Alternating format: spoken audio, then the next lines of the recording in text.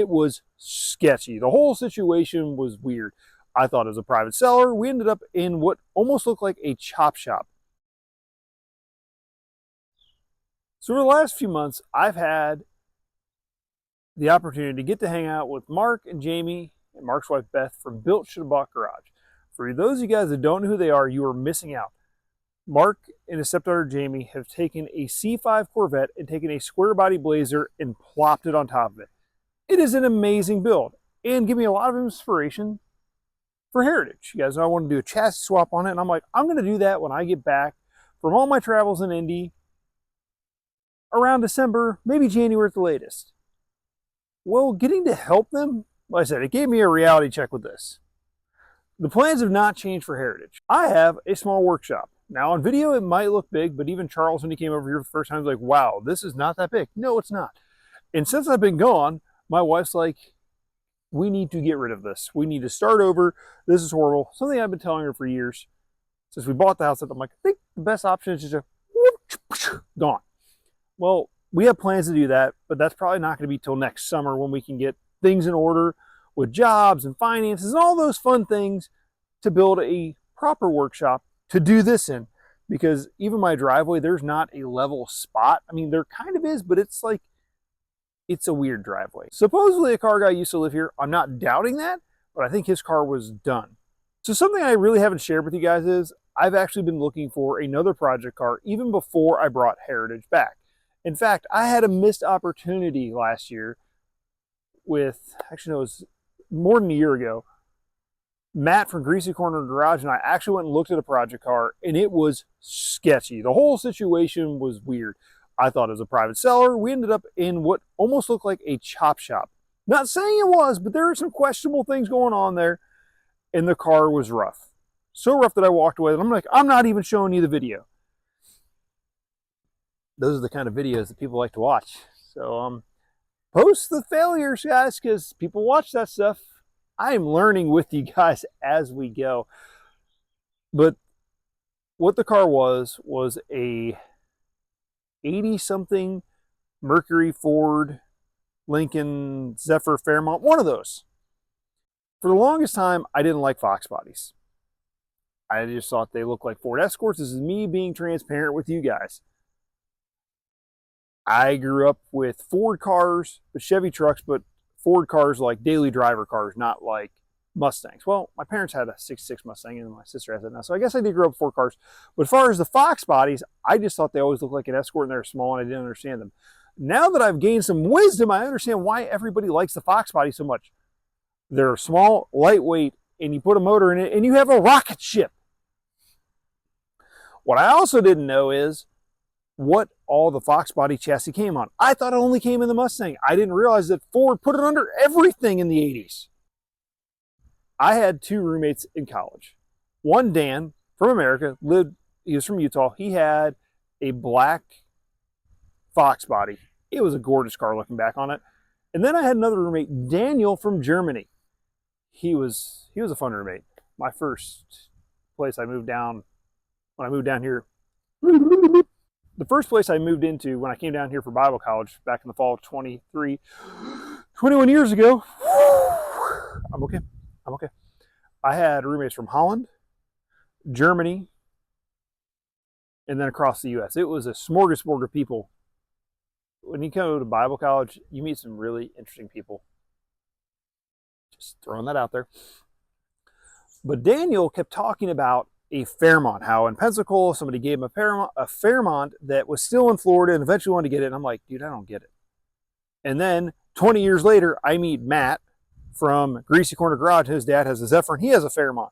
And it started my brain, my wheels to turn. I'm like, man,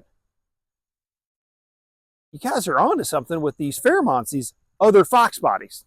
Not just the Fairmont, but Ford made, I think I watched a video the other day, they made 8 or 9 different models, from everything from a 2-door coupe to a 4-door car to a wagon that you can get that has a Fox body chassis that allegedly these things bolt up to. So like I said, Matt and I went and looked at this really sketchy one. That didn't work out. I walked away because this car was bad. And if you guys know me and have seen the things, look at my past videos, like when I brought home Parts Bin, the 70-something C20 I had, that was bad. And I walked away from this car. I learned a lot from Partsman, a truck I should have never brought home, but was really fun for content. So this car was really bad, but that started me on a path of I want one of these. I don't know what I'm going to get, but I want one. Right after that, I looked at a two-door coupe. It was not bad. The price was pretty good, but the problem was it was 6 hours away. I'm not at the point here, yet Instagram is growing, and this is slowly growing, but I'm not at the point where I'm comfortable driving 6 hours away to go look at a project car because I don't have my own truck, so I have to borrow a truck. I don't have a trailer, so I have to borrow a trailer. So these are the things that I factor in when I'm going to look at a project car. How close are they, and does it run? And so there was this really cool coupe I looked at, went back and forth with the owner, and it just didn't end up working out. And I'm like, you know what? Even if this car is decent, if something's wrong with it or worse, because the guy said it had a little bit of rust, I can't just drive around the corner to go look at it. So a few weeks ago, my wife's van overheated on a Friday. On our way home from work, she's like, my van's overheating, what do I do? I'm like, go slow, limp it home. You're not that far from home. I think it'll be okay. We've got a warranty on your van. It's not a big deal. And hey, I'm out of town. I was actually in town getting ready to leave. I'm like, so just drive my Jeep. It'll be fine. She goes drive my Jeep, starts up first thing in the morning, no issues. On the way home, she goes to get in it. It's dead. Battery was dead. Now my wife is very frustrated, rightfully so. I'm out of town for work. The van's broken and the Jeep's battery's dead. Somebody jumped it. The next day, she took it to O'Reilly. Somebody had to jump it again, put a new battery in it, no issues. Gentlemen, seize your opportunities. I'm not saying to do this, but there's a couple factors I'll explain in a minute. So I told my wife, you know what? Be really good is to have a third car that we all can fit in. And she's like, I think you're right. So that leads us to what is about to happen. So I found another car. I found another two-door Fairmont. Now this car was a red car with red interior, and you know, our logo is reds and white. So I'm like, this is the perfect car. It's got a cool patina on it. It's going to be awesome. So I let Charles know, and Charles reached out to the guy. We're going back and forth with him, and we got the car down to $2,000, which really wasn't bad. But once again, I wasn't going to be home for another 2 weeks because traveling back and forth from Indy to North Carolina for the next 6 months has made it like, ah. And it was 3 hours away in Clemson, which that's not a bad drive. It's actually a really pretty drive. So Charles and I are going back and forth. How are we going to get this car? How are we going to do this? And something said, stop. You guys need to listen to those moments where you feel, for me, the Holy Spirit said, stop. I'm like, all right, I'm going to text Charles. I'm like, hey, man, you know what? The whole purpose of getting this next project car is for content. I want to be able to build content, something I can build on the channel of us going to get it or me going to get it, whoever's going with me to go get it, and have that part of adventure. Because if I can't film that, to me, it's pointless. Like, hey, look, guys, over my driveway, a project car that my friend went and got me. Now, that might happen sometimes, and I'm fine with that. But for where we're at in the channel, I want to be involved with it.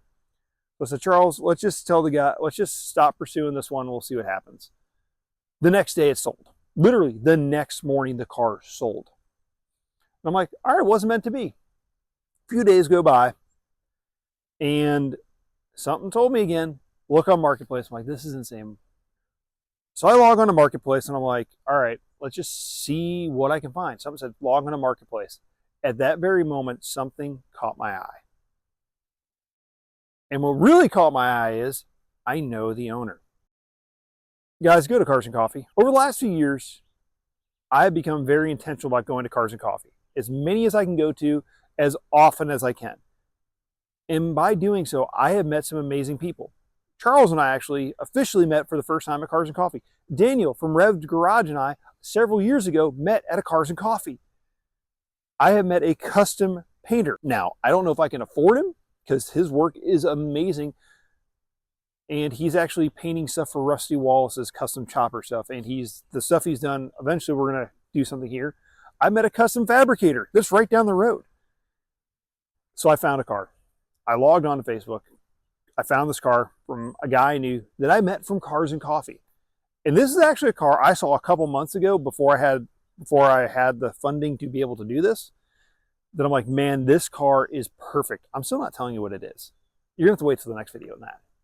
So I log on, I find this car. I'm like, this is it. I show my wife, I'm like, I think I found it. I think I can get it for a decent price. What do you think? She's like, if you can get it for a decent price and pick it up when you're home, go for it. And if you can make this work, that's my wife's biggest thing. I have brought home Geomet Prism, Park Spin, and Heritage. And Heritage celebrated a year being in this spot. She's like, if you can get it going and you think this will work and we can take it on power tour, go for it. So I reached out to the guy, and him and I negotiated a little bit.